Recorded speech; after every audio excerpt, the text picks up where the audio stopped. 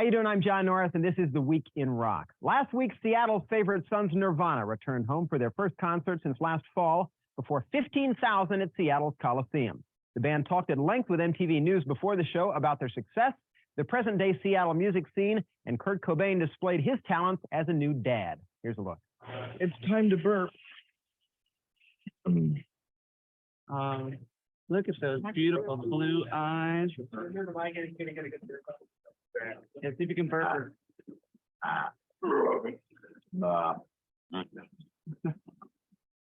He's gonna watch this in years to come. Thanks, Dad. Bless you. Look at the little flippers.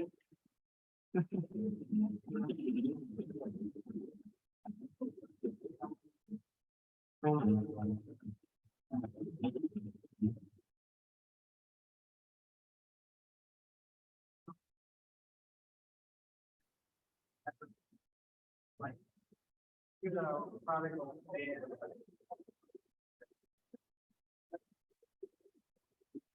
don't know. I saw Sammy Hagar here about 10 years ago. No, probably even longer than that. I was in 7th grade. Yeah, it's quite a reception. We're gonna walk on stage to Ozzy Osbourne's "Cause Mama, Mama, I'm coming home." There's gonna be people waving their arms, and we're gonna come down off like clouds and gently land on stage. Wow. You know, I saw Sammy Hagar here about 10 years ago. And Chris was booted out of here about a year ago. And you're banned from life here. Yeah. You got in trouble at the Sonic Youth Show, didn't you? Chris's face is on a Polaroid picture in the office. Banned for life. You blew my cover. Are you glad that Nirvana's back in town? Yeah, sure. Yeah, it's pretty cool. Pretty strange to see him on TV. Yeah. Just rode big wheels with him. Yeah, we rode big wheels with Kurt. Okay, what do you think? Nirvana's back home. It's gonna be great. We're ready for it. We're ready for it. We've been waiting so long. Seattle. Right. There's no other music like Seattle music. Right.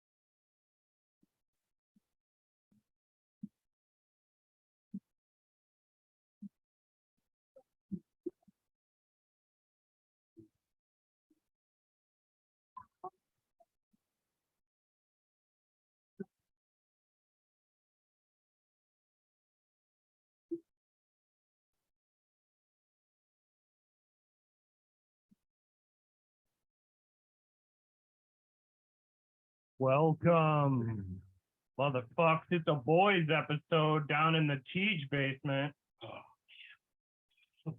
Josh, what are we talking about?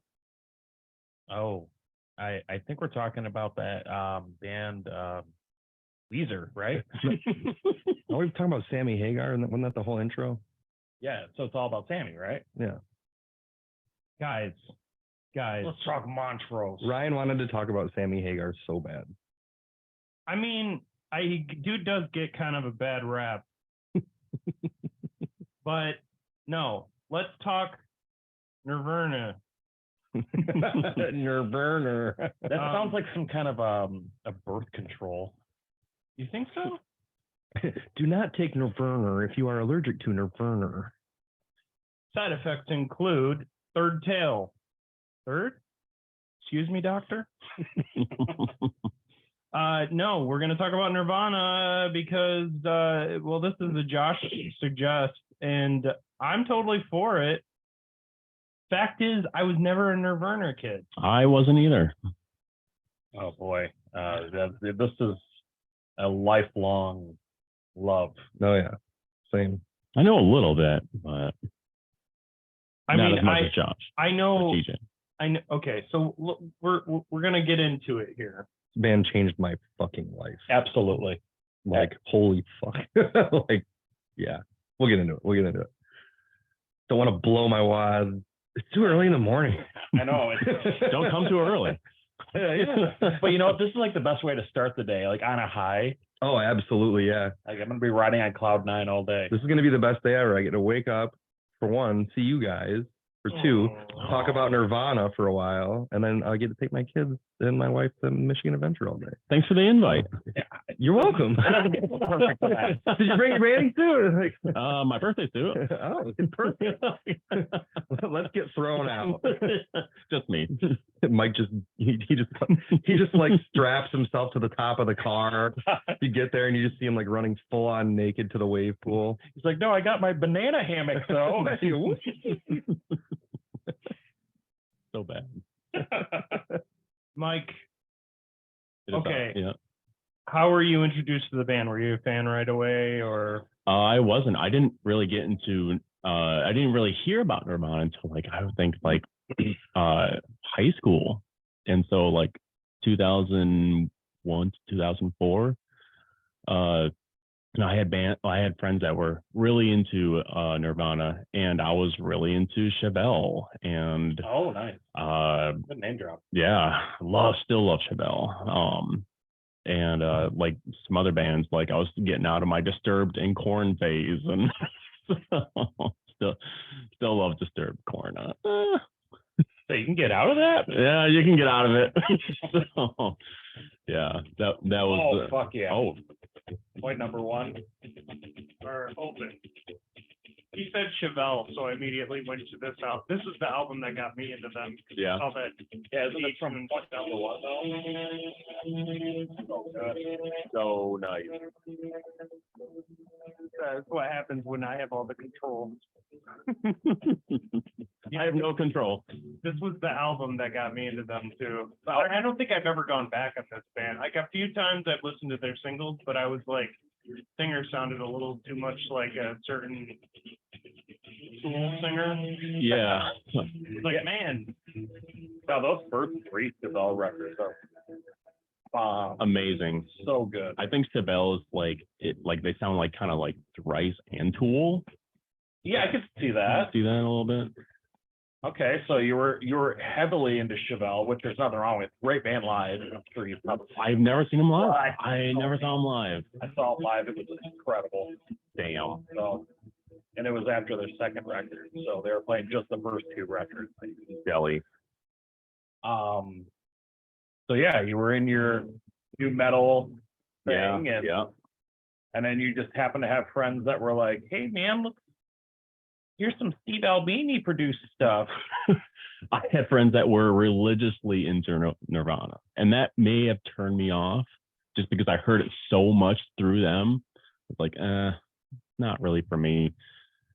So I would listen to like stuff on the radio back when I listened to the radio before like Spotify or iTunes, Pandora. LimeWire. but it was the 90s, folks, and you had good stuff that you dug, hmm and that's cool. Yeah. Josh, Well, as I mentioned, this has been like a lifelong thing for me. I was introduced to Nirvana before Nevermind. It was during Bleach. I had an uncle who was a teenager at the time, and he somehow, despite being from Alpena, Michigan, had heard of Sub Pop. And I don't know how the connection was made, but he listened to them. And being a young lad, hearing this music a lot from him, it was like, well, this is cool. And so I really enjoyed the music for what it was, being a little kid. And I distinctly, I mean, I remember Kurt Lauder going on MTV and announcing that Cobain was dead, and actually feeling something. Kurt Loder. Yeah, Louder. Loader. I hardly know her.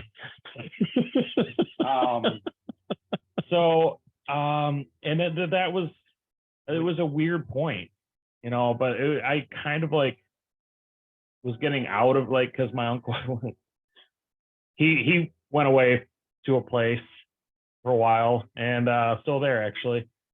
And I kind of stopped listening to music, and I got back into Nirvana when I was probably 13. And if you were to ask anybody I graduated with from high school, they were like, "Oh yeah, holy shit, this dude knew everything about Kurt Cobain, knew everything about Nirvana." That was pretty much an exclusive band, the only band I listened to for years.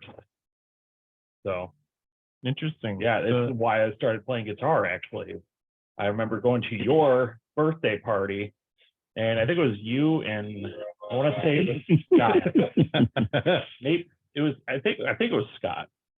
You guys had your guitars. I'm like, "Hey guys, can you teach me how to play Come As You Are?"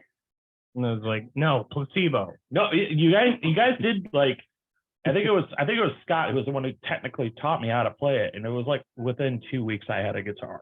Mm-hmm. So, yeah, that was the start of a lot of different journeys because of Nirvana for me. Is this Cranberries playing in the background? Yeah. Nice. I've got the 90s instrumental music. I love it. That's great. Beautiful. All right, Tej. All right. So I was kind of brought up in a pretty conservative home. Parents didn't really allow us, I guess, to mess with much like secular music unless it was like classic stuff like Queen or like Kansas or I echo that. Stuff like that. So I just remember, I mean, I would always listen to stuff, they didn't really know, but I didn't really have a way to get the record or anything like that. And I just remember hearing like Teen Spirit on the radio, and I always just like, what is this freaking song? I need a way to listen to this. So like I would just sit there with like a blank cassette and wait for that song to come on the radio, and I would just hit record. And I got that, and like, Jeremy from Pearl Jam. You're like, "Shut up, DJ. Yeah. I need to have the whole song." I know. Just 2 seconds. Yeah. So like I would like just hit play for an hour and hope I would get it, and try to remember what spot of the tape it was on. But then I would just like listen to it religiously once I got it. And within like a year or two, I think my real mom, who I didn't live with, gave me Nevermind. And it kind of just went on from there. I fell into it. I became obsessed. I got all the records. I got all the like Outcesticides and all the like weird like live tracks and B-sides and all the crazy shit. But I was obsessed for a long time. Nirvana was the only thing I listened to for a couple of years for sure. I mean, they had the biggest impact on me in music, I think, probably besides like Pearl Jam. Yeah, it was wild because especially for anybody who was younger, like you would find yourself going to every record store possible, like used records, and like you were combing through everything you could to find an Outcesticide. Yeah. I remember freaking out because I was at in some really small podunk town, and it was an antique store. You found one? And there? I found the David Geffen company. They called the DGC records, and it had the original version of Stay Away, which was called Pay to Play. Yeah, Pay to Play. Yeah. And I found this, and it was like a holy grail moment for me because it was like, I don't know anyone who else has this. Yeah. But that's the way it was for us back then. It was. The Outcesticides were insanely difficult to find. They were. I remember going to Disco Round on 28th Street, like out in Cascade all the time, trying to like look for used, anything Nirvana that I just didn't have. I don't care what it was. Singles, any, the Outcesticide stuff, anything. A bootleg show. Yeah. Yeah. Anything. Well, for me, I always attached Kurt Cobain's voice to grunge, and there were so many people that sounded like that. Specifically for me, I felt like that was part of what held me back from listening to Nirvana. Was like there were 2 bands that really copied specifically that sounded too much like him, and I was like, I'm over. Like everybody was like like the Eddie Vedder thing, and like I specifically never listened to Pearl Jam and or Nirvana until much later. But now good timing. Oh yeah. But Pearl Jam, actually, I started to really love about 10 years ago. And then later I started to listen to more Nirvana songs intermixed with that. And also, I think even to this day, I don't go and I'm about to get, a lot of people are about to cringe, but never a huge fan of, say, Alice in Chains. Oh, Really? Bummer. Yeah, because of that vocal style. Yeah. And then, like, as soon as Creed came out, I was like, I hate this. What? Yeah. Yeah, no, I can't do You that. get to accept them with arms wide open, man. I couldn't. I said, no. No. Oh, I was all about Creed. Human Clay was love that album, and that Tremonti's a great guitar player too. Nope. I can't stomach any of it. That's right. I think for a minute I liked their first record when they came out, because I was going to like Res Life and like kind of looking for, like rock bands that had somewhat of a Christian message or whatever. And 12 Stones. They were no. No, I got into like Zayo and Living Sacrifice. Zayo. Oh my gosh, yeah. Or Still Remains. Yeah. That was me though. Yeah. Yeah, let there be no mistake. I'm not a Creed fan. I just say no. Tremonti, I always thought, like, I appreciated him because I thought he was a decent guitar player. No, I get that too. Like, I mean, that was some, like, he had some cool like drop D stuff, like. And if you like your guitars buzzy, I can understand that. There was one song by them I definitely dug, which was on the fucking Scream soundtrack. My brother and I always talk about this song. But like, there's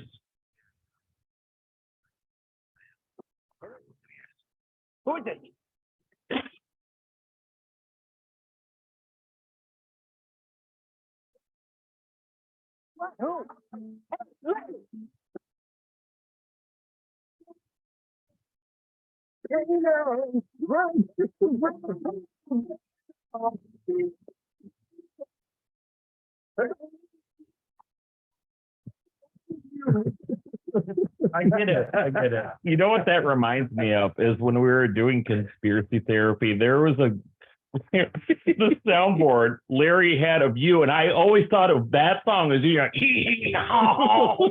Yeah. No. E to I to O to U. I mean, look, it's all good. But let's talk about Nirvana. So this was a popular rock band from Aberdeen, Washington, United of the States, with the lead single "Smells Like Teen Spirit" from their 1991 album Nevermind. That song Nevermind. It was everywhere. I mean, seriously, you could not go anywhere without learning. It changed the entire world. This song was literally everybody's favorite, but not even my dad. The fun anecdote I have here is, I met a guy in college who was like, yeah, I saw Nirvana at, is it in Kalamazoo State Theater or where? Yeah. He saw Nirvana play after Nevermind came out. It was like 2 months after, and he's like, yeah, there was like maybe 20 people there. Yeah. Wow. And then saw them again 6 months later, and it was the arena. It was the music video. Yeah. When that music video came out, everybody was like, holy fucking shit. And it's a good music video. It's iconic. Yeah. Like, it completely sets the template for the grunge era. Like, it's just, you immediately see the chaos. Yeah. Are you talking about It Smells Like Teen Spirit? Yeah. Okay. Yeah. Yeah, because it's a wonderful that was music video. No, we're talking about the Aqua Barbie Girl song. Set the template for the 90s. Yeah, Barbie Girl. Meanwhile, little Ryan's like, pat. I remember thinking, like, is that like the sound girls make when they orgasm? I hope not. Yes, it is. I was like, oh boy, grab the Jergens. I'm like, they got a block coming up. It's the Barbie Aqua song with the Spice Girls. Oh, Spice Girls. And a No Doubt video. Whoa. Might get too fast here. Gwen Stefani. Oh, The table almost broke on that. I got excited. Sorry, folks. So Nirvana exploded into the mainstream, bringing along with it a subgenre of alternative rock called grunge. Other Seattle grunge bands such as Alice in Chains, Pearl Jam, and Soundgarden also gained in popularity, and as a result, alternative rock became a dominant genre on radio and music television in the U.S. during the early to middle 1990s. Now, I will say, if I skewed one way when it came to this era of music, it was all about Soundgarden. Oh, fuck yeah. Soundgarden and Nine Inch Nails at the same time were my favorite bands. Mhm. I fucking loved Super Unknown. To this day, it's in my top 10 records of all time. Front to back, love that record, and Nine Inch Nails Downward Spiral, front to back. Both of those are in my top 10 for sure. And I would have thought you would also sprinkled in Sonic Youth in there. No, Sonic Youth didn't happen until Light at Sea for me. Okay. That was when Scott was like, you need to listen to these records. And I was like, whatever, this cool thing, this band sucks. And then I was like, no, this band is life-changing. Now, I was really into Chris Cornell and like Audio Slave. And, Oh, yeah. Yeah. Loved that. Did you guys know that like 90s new metal is like literally coming back like hard right now? It is, Really? big time. Like all of the, like I hear people on our Discord and like in our like different threads, like on other podcast groups that are like, yeah, fucking Linkin Park and Deftones changed my life. Mm-hmm. Like everybody's into it now. I feel like I've been hearing people say that about Linkin Park though Forever. ever. Yeah. Like since they began, like Well, the Chester effect. and we'll get into it. Chester has also kind of a Cobain effect in a way. A lot of these guys He's got do. quite the voice, man. I mean, Chester had a very, very powerful, very impactful, very unique voice. That scream was, you just know it's him. Mhm. Has so much power behind it. He changed a lot of lives. The melody that those guys, came up with. Ooh, remind me later. I got something I want to show you. Yeah. As Nirvana. Oh. As Nirvana. Go on, let's go party. As Nirvana's frontman, Kurt Cobain found himself referred to in the media as the spokesman of a generation. With Nirvana, the flagship band of Generation X, Cobain was uncomfortable with the attention and placed his focus on the band's music, challenging the band's audience with their third studio album, In Utero. While Nirvana's mainstream popularity waned in the months following its release, their core audience cherished the band's dark interior, particularly after their 1993 performance on MTV Unplugged. I remember specifically that performance being like a big deal for everybody. And later, like, I really dug it, obviously, with the Bowie cover. And that was probably my favorite version of one of my top 5 songs was on that recording.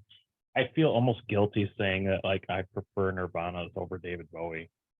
No, I Oh, everybody understand does. Everybody does. I mean, If you listen it wasn't to like the- one of the massive Bowie songs, you know what I mean? But it turned into like a massive Nirvana song. Yeah, there's just something about the way Kurt did.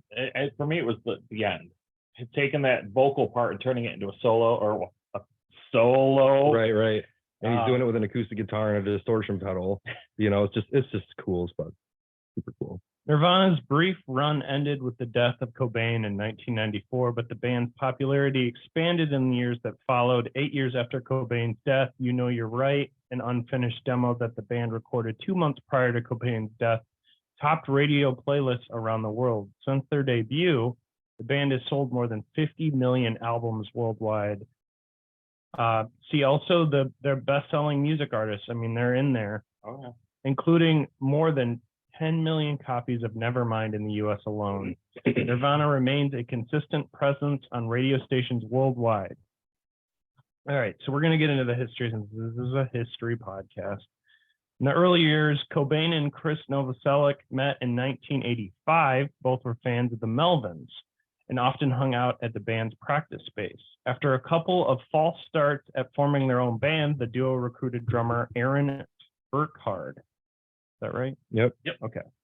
Drummer number 1. Creating the first incarnation of what would eventually become Nirvana. Cobain later described the sound of the band when they first started as a gang of 4 and scratch acid ripoff. That's accurate. In the initial months, the pair worked with several drummers, including Dale Crover of the Melvins, who played on their first demos.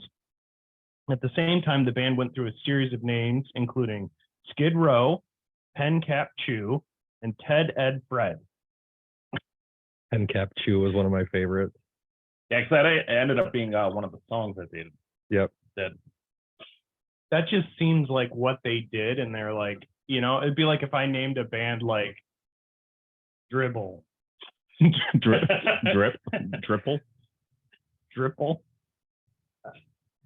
It speaks for itself, but folks, I mean, you could name something after mundane bullshit you do in your day easily, I guess. Yeah. This is what you do when you're a teenager, Exactly. you know? Anarchy symbol on notebook. I don't know. Yeah. Pentagrams. What was that? What was the S? I had friends I don't even know. You did like the six Yeah. lines. Yeah, I used to draw it on my folders. I remember I had that. I never knew what it meant. It was probably something extremely racist. Shit. Oh, you mean Storm Guard? I love Slavic people, I swear. Suck it, anybody that's not white. I'm sure that had something, some variation. Yeah, who knows? The band finally settled on Nirvana in early 1988, playing their first show under the name that March. A couple of months later, the band finally settled on a drummer, Chad Channing. Nirvana's first official release was the single Love Buzz / Big Cheese. 1988. In 1989, the band released its first album, Bleach, on Sub Pop Records. The record had a limited first pressing of 1,000 white vinyl records that were sold at the Lame Fest in Seattle. On August 8th, 1989. Bleach was highly influenced by the Melvins, I can see that, by the heavy dirge rock of Mudhoney and the 70s rock of Black Sabbath and Led Zeppelin. Is all over that record. Those are two bands I really do love. It's a heavy, it's one of those, it's funny because if you played Bleach for somebody, they would not know it was Nirvana. No, they wouldn't have a clue. It's way different. It's not a pop record unless you I mean, what About a Girl is what, track 2? Yeah. Or whatever. And that's like the ultimate like Beatles song. You know, that's like that's when you're like, these guys can do this? Holy shit. Mm-hmm.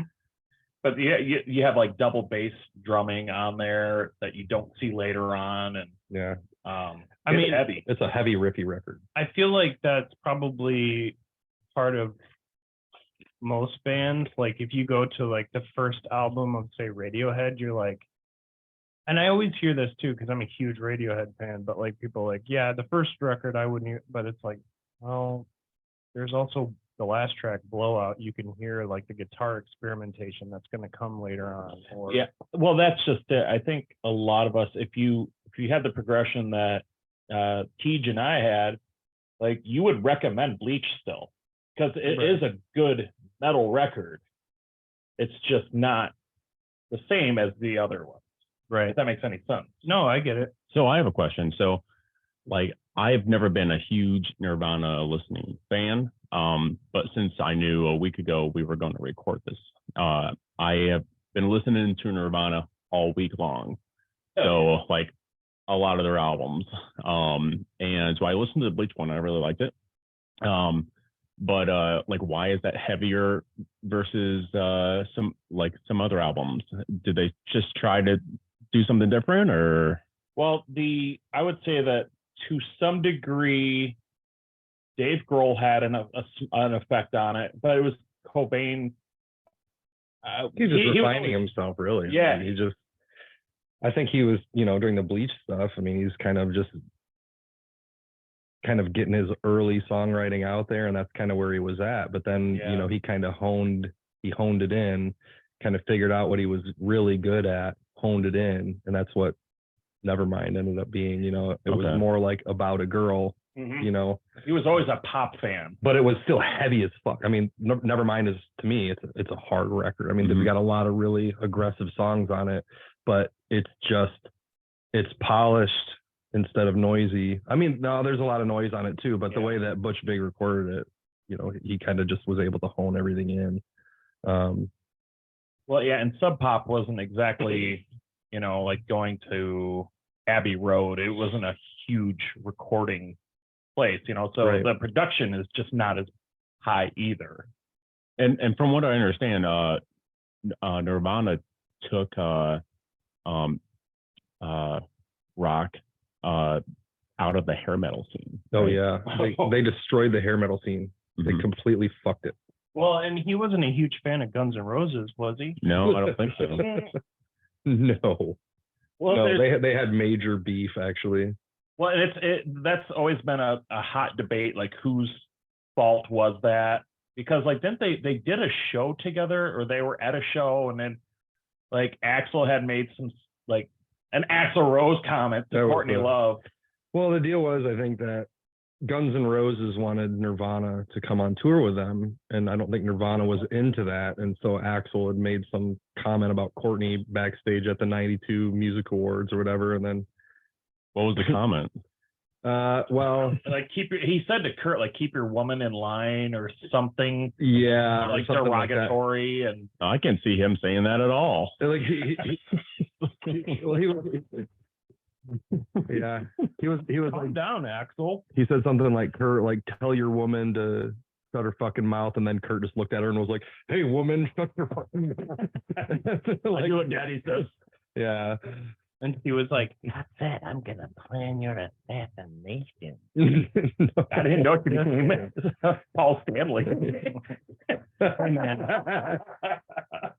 Just saying. We did a conspiracy therapy on the conspiracy behind that. We're just gonna skip that because this is a new show. We're a glass half full podcast. No conspiracies today. I can't remember. Did I put in there the cost for bleach? Yeah, you can just ballpark it in your head if you. Well, okay. So on the cover of Bleach, if you look at it, it shows four people. The fourth person in the picture playing guitar is Jason Everman, and who actually was in Soundgarden for a little bit. Yeah, right before they got famous. Yeah. He paid the $600. It was $616, I think, technically, for the cost of recording Bleach, and ended up going on tour with the band, but then was kicked out of the band afterwards. But they put him on the cover because they're like, oh, well, he's paying for it. Thanks for the record, guys. See you later. So then he go, oh, yeah, actually, you know what? I have a fun, like, where are they now at the end of this? So, okay, sweet. I know where Kurt Cobain is. Or isn't. Spoiler alert. Ryan almost had a face full of coffee.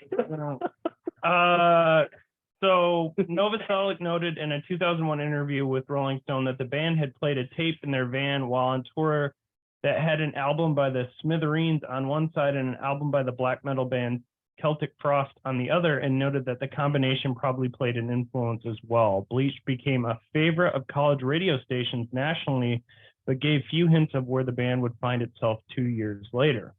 The money for the recording sessions for Bleach listed at, interesting, as $606.17 on the album sleeve was supplied by Jason Everman. Everman was introduced to Cobain by Dylan Carlson, but had known Channing since the 5th grade. He started hanging out with the band and offered to loan the money to them for the recording. Though he did not actually play on the album, Everman was credited for playing guitar in Bleach because, according to Novoselic, they, quote, wanted to make him feel more at home in the band. After the album was completed, Everman had a brief and contentious stay with the band as a second guitar player, but was sacked following their first U.S. tour. Not long after, he briefly played bass with Soundgarden before joining the band Mind Funk. In early 1990, the band began work with producer Butch Vig on recordings for the follow-up to Bleach. During the sessions, Kurt and Chris realized that Chad was not the drummer the band needed, and he was let go after the sessions were complete. After a few weeks with Dale Crover of the Melvins filling in, they hired Mudhoney drummer Dan Peters, with whom they recorded the song Sliver. Yep. Sorry.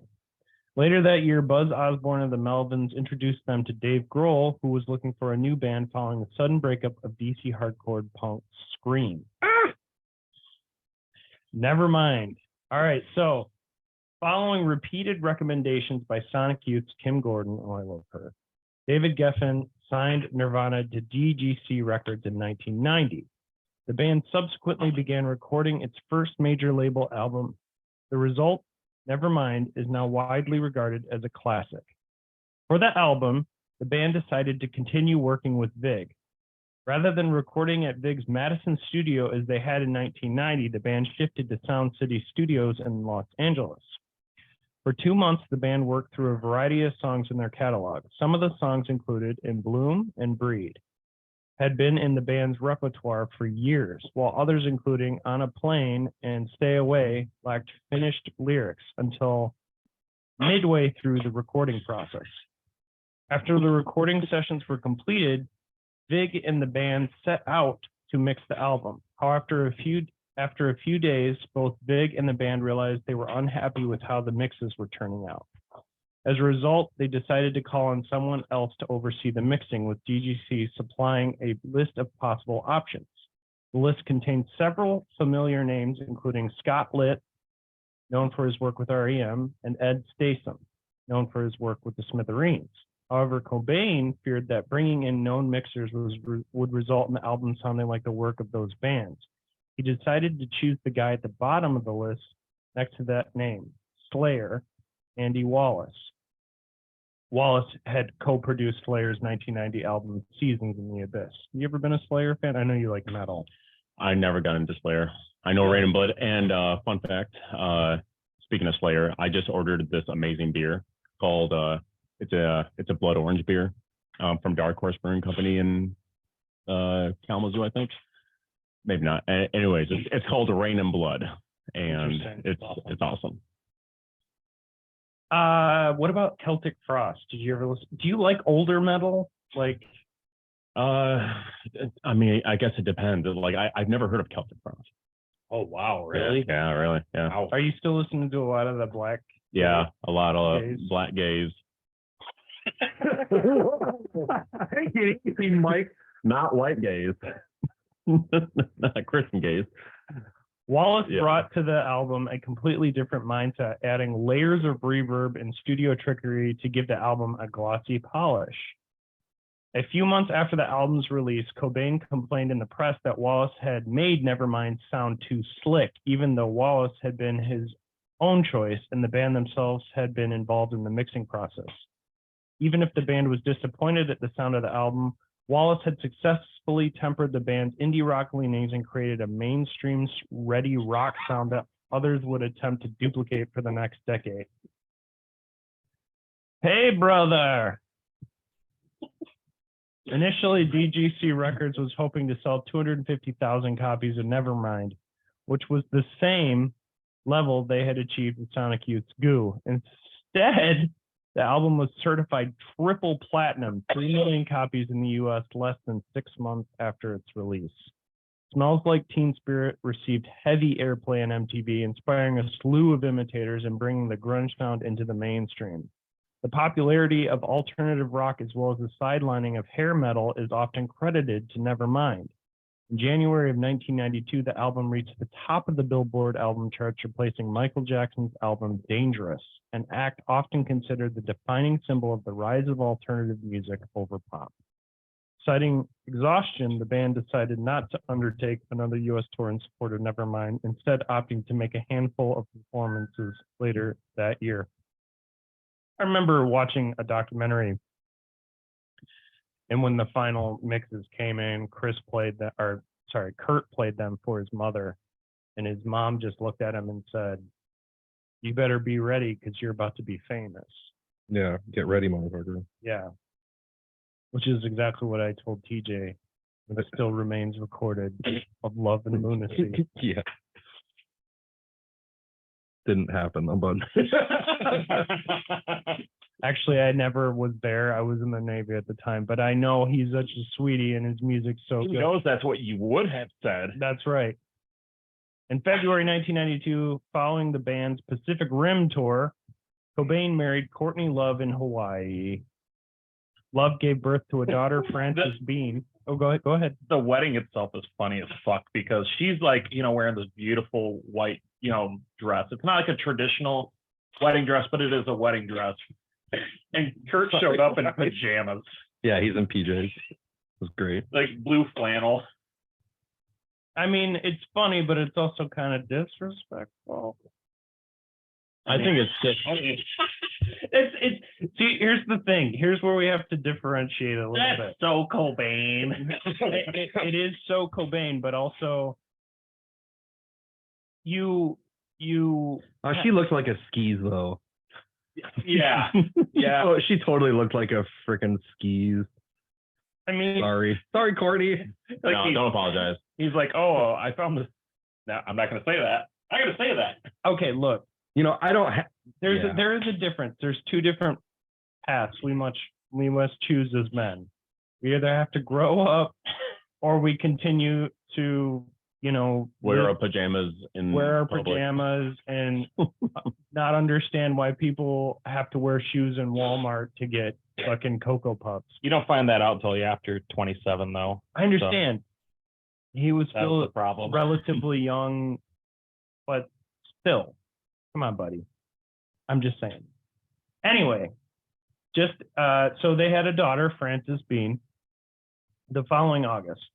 Just days after Frances Bean's birth, Nirvana performed one of its best-known concerts, headlining at the Reading Festival in England. Cobain entered the stage in a wheelchair as a practical joke, and then proceeded to get up and join the rest of the band in tearing through an assortment of old and new material. At one point in the show, Cobain related to the crowd the recent birth of his daughter and succeeded in having the crowd chant, "Courtney, we love you," in unison.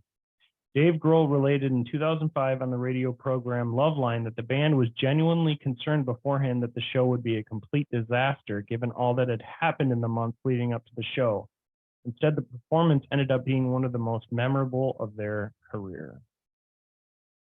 Less than 2 weeks later, Nirvana put out a memorable performance at the MTV Video Music Awards. MTV had wanted the band to play Smells Like Teen Spirit, but the band wanted to play a new song called Rape Me. MTV was appalled was appalled at the idea of a song called Rape Me and eventually agreed that the band could play Lithium instead, the band's then current single. When the band began their performance, Kurt strummed and sang the first few bars of Rape Me, giving the MTV executives a solid shock and probably a shit before jumping into Lithium. But that was on the radio though, wasn't it? Rape Me? Oh, well, later on, yeah. Rave Me? Look, they literally were gonna milk this puppy for all the dollars they could get later after Kurt died, because and that's the part of it that feels kind of ucky. I'm gonna be real. They're gonna be pajama Ryan for a minute. You should be in your pajamas. It's early enough. Keys, Ryan. Well, that's the thing. Like, if you want to talk about very recent, what's her name? Sinead O'Connor. Like, with her dying, she had left a note for her kids. Like, if I die, before you call the police, you need to call the accountant and make all this stuff happen because the record companies are going to do whatever they can to milk the fuck out of the fact that I'm now dead. Mm-hmm. And because all musicians become suddenly more famous when they die. Oh yeah, like if you look at the album sales charts for say like Michael Jackson or Nirvana or Tupac, look at Prince. He had all the locked up material because he did not want it to come out. Mm-hmm. And then he dies, and the estate's like, oh, well, we want some extra money, so let's sell some of this off. So you guys are going to be worth a lot when you die, right? Because you're all musicians. Oh yeah, true. Yeah, when I go, they're going to want to milk it for all it's worth. You guys will be able to go to spend a couple extra dollars on the dollar menu at McDonald's. Yeah, there you go. Look, it's a sad world when we capitalize on people's deaths, but it's very real and very true. Yeah. People have a morbid sense of curiosity when an artist passes. And look, I'm sorry, but I'm sure the same thing happened with Linkin Park. The same thing happens with all musicians and all bands. Oh yeah, your bands all of a sudden start charting again. Mm-hmm. And I mean, I get that. It's big news. That's why you should face your death. And if it's an artist or a band that you kind of like, you're like, oh man, I'm sad now. I'm going to listen to them because I love their material. So it's only natural. And there's going to be some record exec going, yes. True. Anyway, so We got to finish the Glassfield record before I pass. That way, like when I pass, I don't want you to ever you can. pass. Next year when I die, you guys will all be rich. I'm just kidding. I don't want to be rich. I just want to be happy. That's what I said. Yeah. Check the tape. So obviously this record was a big deal. They had these great performances, which you should definitely check out. They had the Video Music Awards. Like you said, we told that story. Incredible. So iconic. Near the end of the song, frustrated that his amp had stopped functioning, Novoselic decided to toss his bass into the air for dramatic effect. He misjudged the landing, and the bass ended up bouncing off of his forehead. Oh. Well, he also did you ever he see lost that, it in Ryan? the light, like because the lights were so bright that he kind of also lost it. So he came down and cracked him. So I haven't seen it. No. he takes the bass off, and at the time, I mean, Chris Novoselic is like 6'6" or 8 He looks or like something. he's 8'10". Yeah, On stage. he's giant. He's got this like long hair, and he's super kind of like tall, Gangly. skinny, gangly, clumsy looking. Mm-hmm. So he tosses this fucking bass so high up, and you can see him like looking up, and his hair is kind of just like, down, and he kind of like, he's putting his arms up in the air, and he's kind of moving back and forth like, where'd it go? It just comes and just slams him in the head. He falls down, and Oh, so you see right. Kurt kicks him in the ass as he's like moving off stage. Just doesn't realize that he actually hurt himself, but he had to go get stitches. Sorry, I just finished your whole thing you were reading. No, it's hilarious. But I mean, yeah, we'll post the clip on the Facebook or the. The funny thing Discord. is after the event, so they get off stage and Dave was like trying to find him. Like he had no idea where he went. Jesus And Christ! he ended up. He's like, oh. Yeah, and then Kurt goes over and kicks him. Yeah. And then they proceed to smash all their shit on stage, which I love. It's great. I wish I could do that. After when they found Chris, eventually he was sipping champagne with Brian May. Yeah, from Queen, they're just hanging out. I mean, if you're gonna come down from your wounds, that's the way to do it. Yeah, like, oh yeah, this giant performance we did. Now I'm gonna go hang out with this iconic guitar player and drink champagne. Hell yeah. Yeah. That there somewhere in there is a short play on the 90s grunge era. Exactly. In that entire like sequence. Okay, so like I said, as Cobain trashed their equipment, Grohl ran to the mic and began yelling, "Hi, Axel," Yep. repeatedly, referring to Guns N' Roses singer Axl remember that? Rose, with whom the band and Courtney had a bizarre encounter prior to the show. Nirvana released Incesticide, a collection of rarities and B-sides in December of 1992. Many of Nirvana's BBC radio sessions and unreleased early recordings were starting to circulate via trading circles and illegal bootlegs, so the album served to beat the bootleggers to the punch. The album contained such fan favorites as Sliver, Dive, Been a Sun, and Aneurysm, as well as covers of songs by the Vaselines, a band that became more popular as a result of Nirvana's covers. In Utero. For 1993's In Utero, the band brought in producer Steve Albini, perhaps best known for his work on the Pixies album Surferosa. Pixies are going to get their own podcast. And in Glassfield. In Glassfield, yeah. Oh, yeah. The sessions with Albini were productive and notably quick. The initial version of the album was recorded and mixed in 2 weeks, a far cry from the months spent recording and mixing Nevermind. Bringing in Albini appeared to be a deliberate move on Nirvana's part to give the album a rawer, less polished sound, as if the band wanted to alienate or distance themselves some of their new mainstream audience who had paid little or no attention to the alternative, obscure, or experimental bands Nirvana saw as their forebears. I have to disagree with that, though, pretty strongly, because In Utero has a different sound than Nevermind for sure. However, Kurt was had his songwriting still completely honed in. It's just the Yeah. material he was writing was a bit like it was a still bit noisier. aggressive. It was still aggressive. It was just Can I Yeah. posit a little point here? yeah. I don't think bands are as intelligent as people want to put out there. And the mythology is way too dense that people like to cook up. I think a band is a band.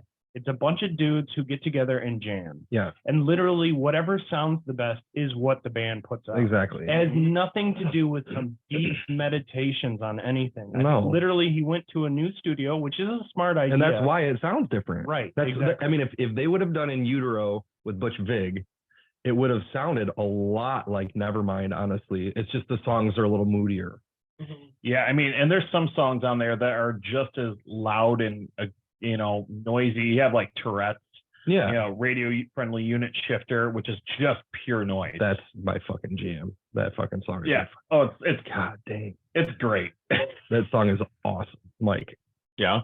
yeah, put that like Let me Him look turning it up. on his distortion, his chorus, and just like standing back, letting it the feedback. That's the guitar part. yeah.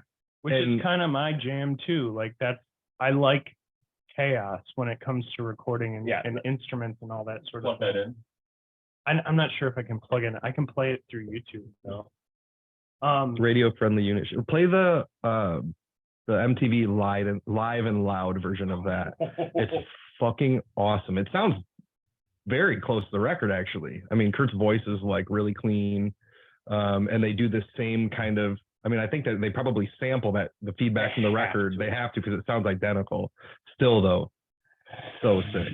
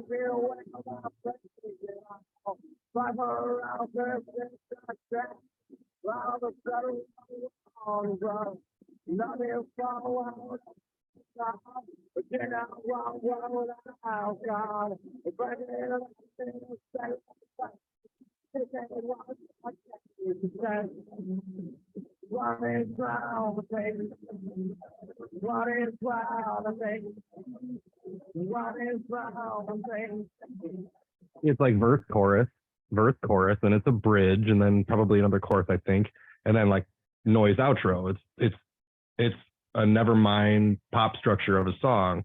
It's just louder and noisier. But if Butch Vig would have recorded it, it would have sounded a lot like Nevermind. To go from even on the record from that to Tourette's, it's just constant like aggressive noise. Well, I kind of we did a song like that on Glassfield. That one we had the Dance Macabre. It was just going to be noise in between and a bass riff, and so Which is awesome. And that's the thing. Like, I think that Chris doesn't ever get the respect he deserves because when you listen to him, the dude's a phenomenal bass player. He's a punk bass player. He's fucking awesome. Knows his way right around the neck, and he's right, just syncopated with the drums. And what he's doing is boosting the guitar. Yep. And I don't know. I don't think Nirvana would have made it to where they are without Chris's bass playing. Totally agree. He's incredible. Seriously, he's one of my favorite bass players. He really is.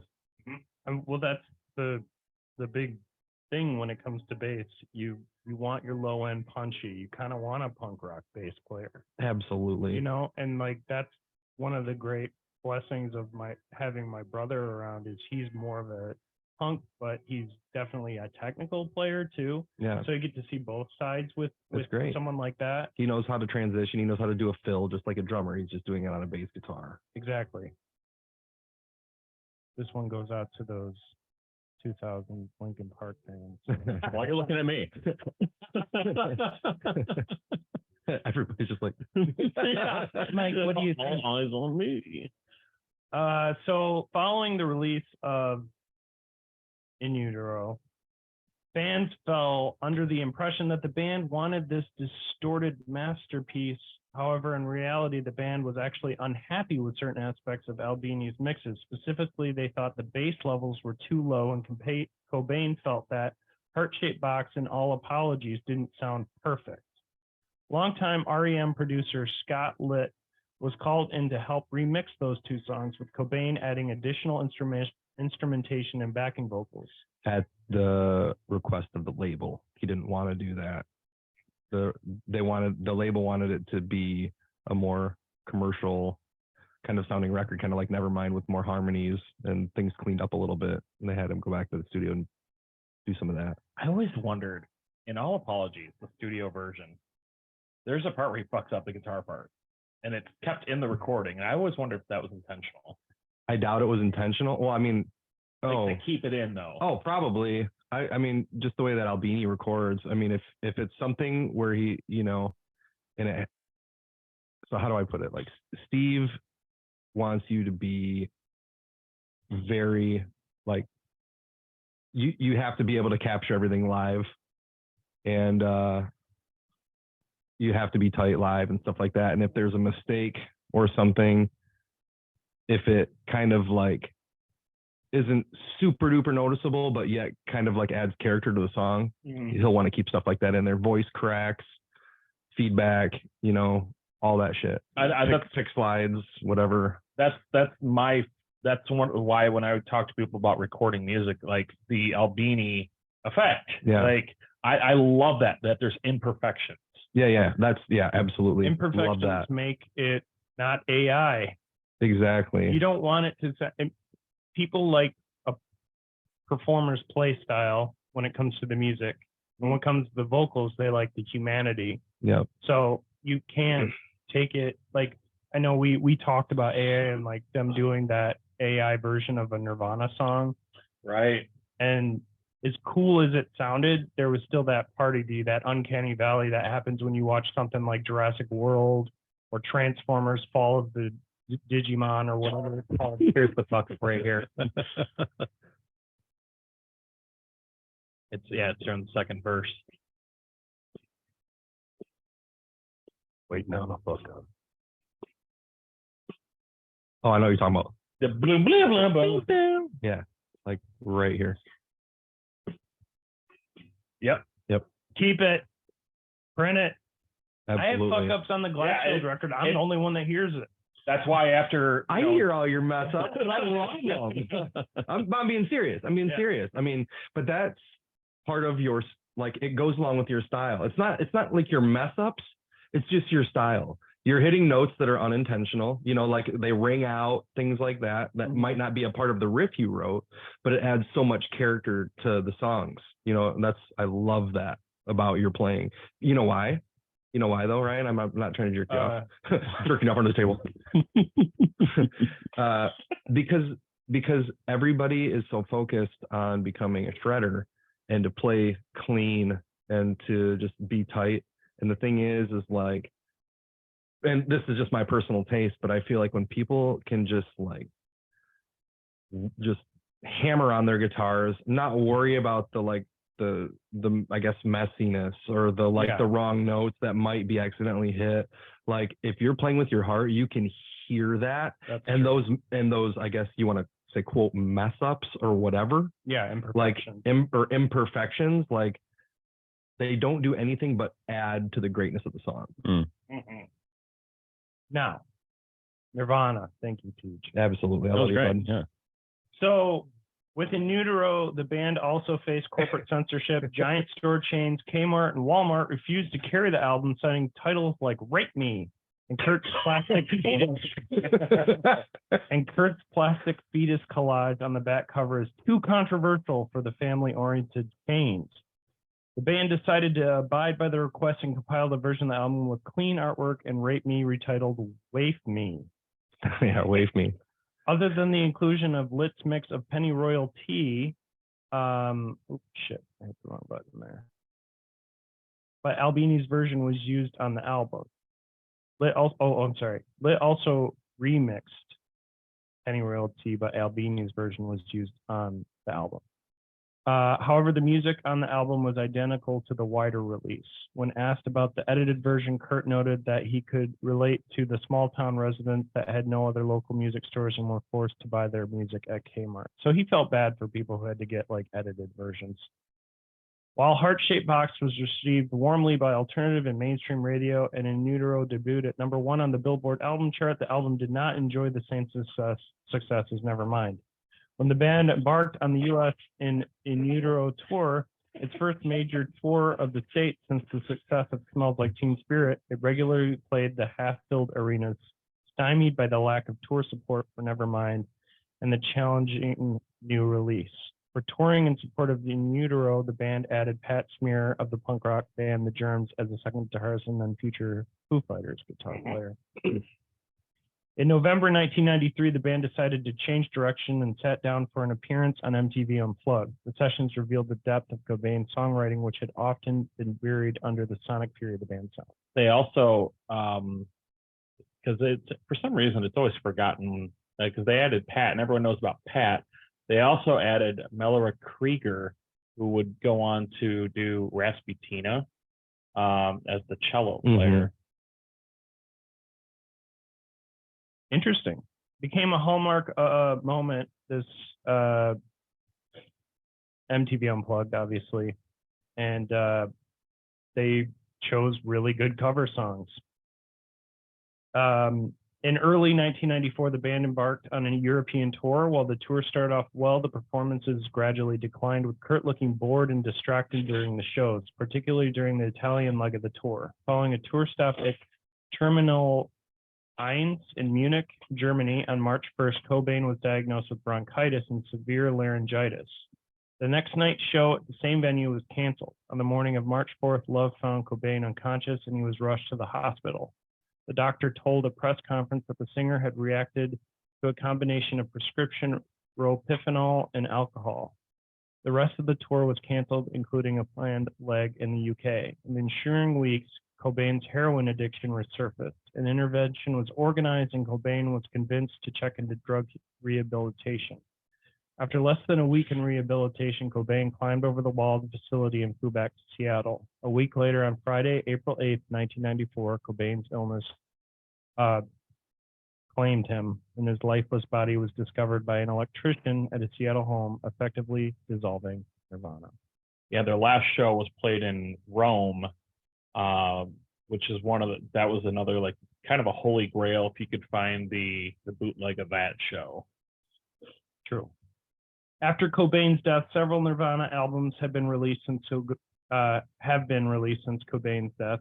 The first came in November of '94 with the release of the band's performance for MTV Unplugged in New York. This album included guest appearances by members of the Meat Puppets, as well as cover versions of songs by the Meat Puppets, Leadbelly, the Vaselines, and David Bowie. 2 weeks after the release of Unplugged in New York, a video compilation of Nirvana performances titled Live Tonight, Sold Out was released. Cobain himself had compiled a significant part of the video, which documented much of the Nevermind tour. Memorable footage from the video included an infamous incident with a bouncer at a Texas club in October of 1991, as well as the band's performance of Aneurysm donned in dresses at the Hollywood Rock Festival in Rio de Janeiro, Brazil in January 1993.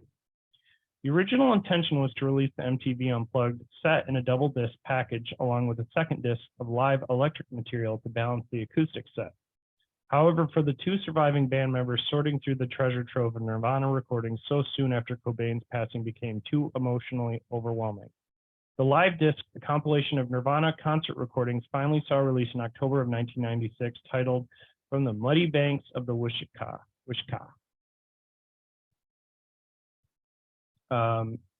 You guys fans of those records? Yeah. Absolutely.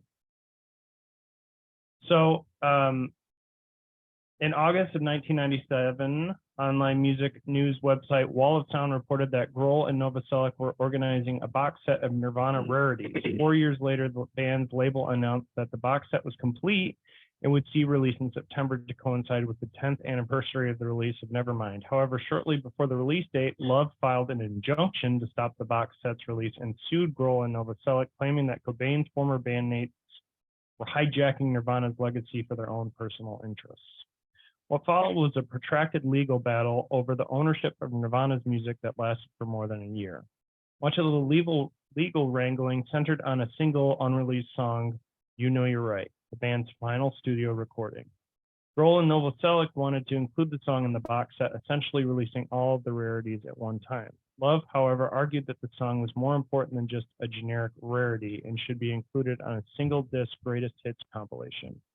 After more than a year of other public and sometimes bizarre legal maneuvering, the parties settled, agreeing on the immediate release of the greatest hits package, including "You Know You're Right," titled simply Nirvana. In turn, Love agreed to donate cassette demos recorded by Cobain for use on the box set. Nirvana fans' first taste of "You Know You're Right" came in early 1995 when Love played a version of the song with her band Hole on MTV Unplugged under the title "You've Got No Right." A live rough draft version of the song performed by Nirvana at the October 23, 1993 concert at the Aragon Ballroom in Chicago surfaced in Nirvana's tape trading circles a few months later. In that year that followed, rumors of the existence of a studio version of the song perpetuated through Nirvana's fan base and grew to almost mythic proportions. For fans, the first real confirmation of the studio version existence came in November 2001 when Access Hollywood aired a 10-second clip of the song as part of an interview with Love. In May 2002, several longer clips surfaced to the internet via an unknown source who claimed he was planning to release the entire song. However, the source backed down, fearing legal action as the court case neared completion in September 2002. The entire song unexpectedly leaked days before the announcement of the release of Nirvana. I almost feel like Kurt would have just wanted it released. If he had known what the internet was going to be, he would have just wanted it all out there for free. Because if there's anything I can gain from his insight and the way he reacted to having the in utero different versions, I think he would have wanted everyone to have everything out there. Mhm. He was most of his life a poor kid. So, Yeah. anyway, that's my take. On top of "You Know You're Right," the album contained hit singles from the 3 studio albums, as well as several alternative mixes, including recordings of familiar Nirvana songs. Following its release, many longtime fans complained about the song selection, noting that the alternate version of "Been a Son" from the Blue EP was not the band's preferred version, and that the disc lacked songs such as "Sappy," released as verse, chorus, verse, that received significant radio airplay in the U.S. following Cobain's death. Fans outside the U.S. questioned the inclusion of the unplugged version of "All Apologies" as opposed to the single version from "In Utero," and the bleach version of "About a Girl," where the unplugged version was a popular single in 1994. Also, with a running time of under 50 minutes, there was certainly ample space to include other popular songs such as "Love Buzz," "Drain You," "Aneurysm," and "Where Did You Sleep Last Night?" The box set with the lights out was finally released in November 2004. The release contained a vast array of early Cobain demos, rough rehearsal recordings, and live tracks recorded throughout the band's history. Of note to serious Nirvana fans were unfinished studio recordings of "Old Age" and "Verse, Chorus, Verse," different from "Sappy," recorded during the Nevermind sessions. Another notable track on the box set was a solo acoustic demo of a song called "Do Re Mi," recorded by Cobain in his bedroom. Should have been Beans. The song showed that even in the turmoil of his final days, Kurt still had the gift for melody that he demonstrated so many years earlier in songs like "About a Girl." A best of box compilation titled "Sliver," the best of box, was released in the fall. Bless you. In the fall of 2005. The CD compiled 19 tracks from the box set, plus 3 previously unreleased tracks, including a version of the song "Spank Through" from the fabled 1985 Fecal Matter demo tape. According to Rolling Stone, Cobain's daughter, Frances Bean, aided in the selection of the title and cover art. In a 2002 interview with Jim DeRogatis, sounds like a venereal disease, Love described the countless rehearsal tapes, demos, and bedroom recordings that were left behind after Kurt's death. For example, a 4-track version of Do Re Mi was apparently recorded with Kurt on drums, Pat Smear on guitar, and Eric Erlandis' son on bass. Whether anything with the remaining archive will ever see released remains to be seen. Where are they now? Chris, after the end of Nirvana, Novoselic formed Sweet 75. More recently, he founded Eyes Adrift with Kurt Kirkwood, formerly of Meat Puppets, and Bud Gaw, formerly of Sublime. He also performed in a one-off band called the No WTO Combo with Kim Thale of Soundgarden and Jello Biafra of the Dead Kennedys. That coincided with the WTO meeting of 1999.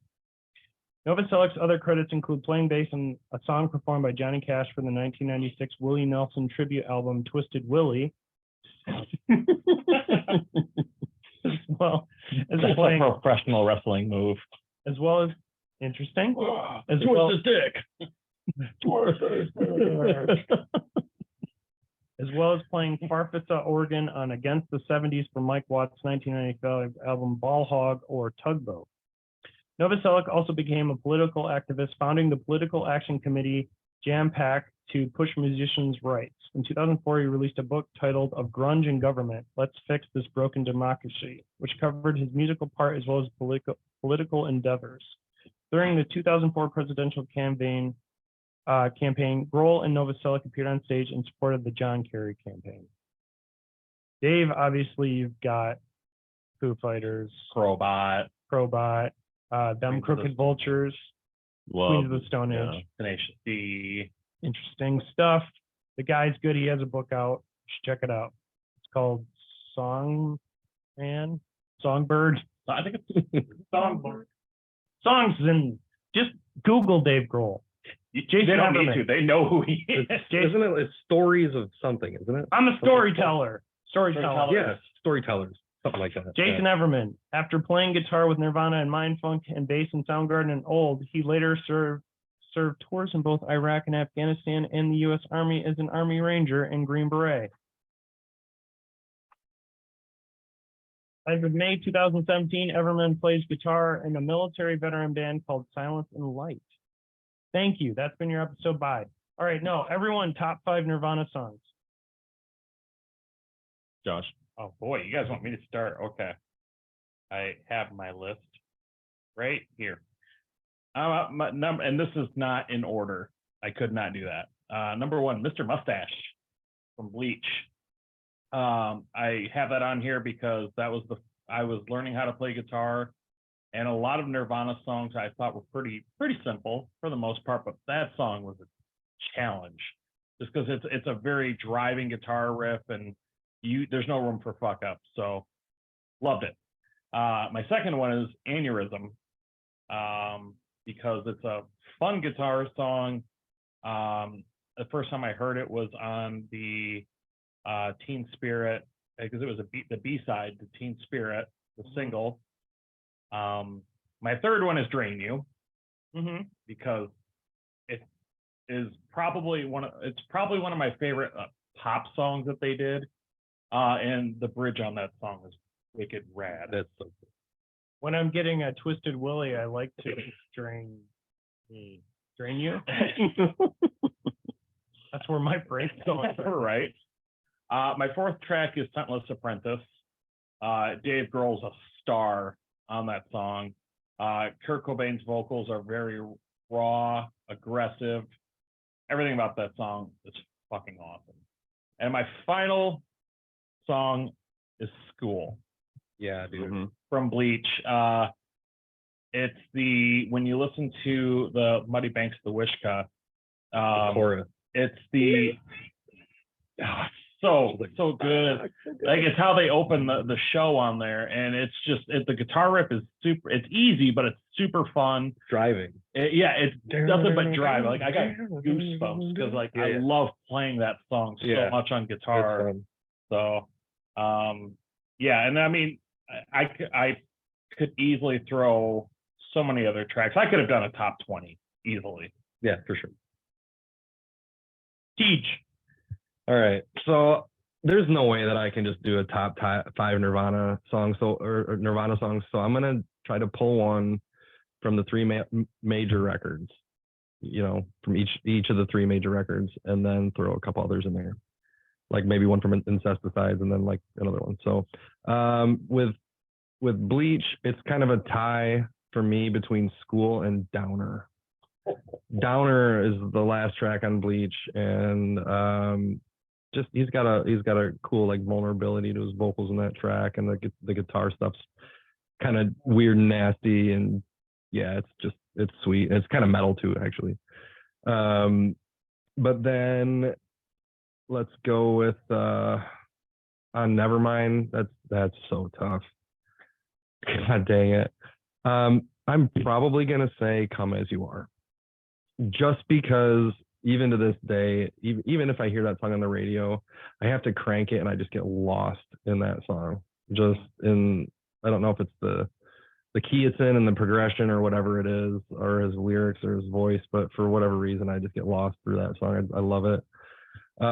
Drain You though is like right there. Drain You is incredible. From In Utero, that's also a freaking toss up. I'm gonna say between like Radio Friendly Unit Shifter and Soundless Apprentice, because I mean you can't deny Dave Grohl in Soundless Apprentice. That's just, he's a monster on that. That's like the all-star moment in that record. Mm-hmm. Like aside from their singles that everybody knows the like yeah, exactly. I like drums. Yeah. Dude, you would love that song. You have a drum set right here. Play it right now. Yeah. Okay. Hey, Biddy. Wake up, kids. Yeah. And so Incesticides, Downer's on that too, I think. Yes. But I'm gonna go with I want to say Aneurysm, but I'll say Aero Zeppelin. Fuck yes. That song is incredible. That almost made my top five. Did you two just become best friends? No, you guys don't understand, man. That song is amazing. It's so different from Nirvana because it feels like it should be a classic rock song. Yeah. But maybe that's the metal one that I was thinking with the yeah. Okay, yeah. So that, but Downer, I still love Downer to death from Bleach. But so like then my fifth song that wouldn't be on any of their major records, I would say probably Sappy, or in other words, the other title for that is I Hate Myself and Want to Die. Interesting. But that song is it's a total pop song. Kind of sad and weird, but like it's myself and I wanna die. That's I hate myself for loving you. Yeah, myself for loving you. I wanna die. All right. Yeah, song's cool. Mike. All right. You got some? I have four. So here they are, as a person that hasn't listened to a lot of Nirvana, but I wanted to be intentional about it instead of being like, oh, I'm just going to throw this shit out here and be like, oh, this is my top five. But I'm not that way. So with my listening, in no order at all. Well, actually, School is probably my number one that I listen to. School is awesome, dude. Yep. I also have You Know You're Right. Really like that. It's good. Yeah. Well, you don't like it. I liked it. Dude, the anticipation that we all had when we knew that song was finally coming out and like waiting for that greatest hit was intense. It was. So it's like when I heard it, I was kind of hoping for something else. I don't know what it was. I don't know what I was hoping for, but it wasn't. It's a good song. It's a good song. So no, I don't want to discredit your choice whatsoever. It really is a great song, but I think I was kind of surprised on the production of the song, really. Okay. Like it the lyrics seemed a bit incomplete, like he could have got better takes of his vocals, but like I was kind of hoping for something more like like the rawness of like In Utero. I guess at the time I did not realize that they had recorded that track during the Nevermind session. It does feel incomplete. It does, and I think that contributes to how I feel about that song. Yeah. I do feel it is a good song though, for sure. I wouldn't have been mad if I wrote that. Are you song. trying to convince yourself right now? No, it really is. I mean, it really is, and it totally makes sense that like even though it seemed incomplete, it was complete enough for them to give people something that we hadn't heard yet from Nirvana after Kurt's death. It was like the one thing, and I mean, I'm glad that we get to hear it. Well, real quick, my other two were Downer from Bleach. Yeah, Love that. hell yeah, man. And Smells Like Teen Spirit. Cool. Sweet.